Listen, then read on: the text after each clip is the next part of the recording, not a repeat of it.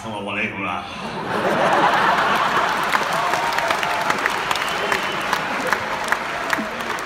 Спасибо, да, спасибо, да.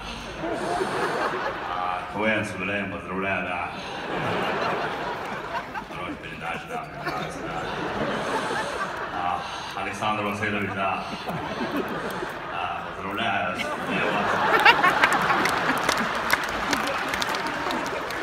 Нравится передача ваша, очень хорошая передача, да, у вас. Есть один момент, не совсем согласен я с вами. Вот вы здесь, ваш сын там, в зале. Ну, не совсем правильно, что младший сидит, когда старший стоит. Да. В будущем предлагаю наоборот, что делать. Вы здесь должны сидеть, он там должен стоять. Сюблем.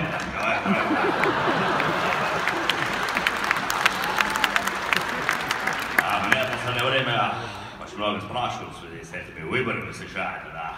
Я сразу говорил, выиграет Трамп. Я даже не сомневался, что он эту Хиллари будет уфью с Рамалейком Трамп попал.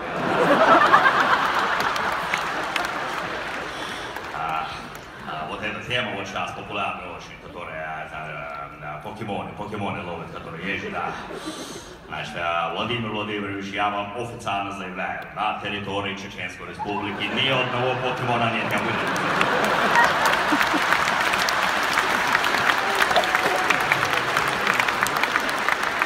Так что предлагаю в следующем году КВН делать у нас в Чечне, в Грозном, приезжайте, все будет капитально, досконально, оригинально, феноменально, это да.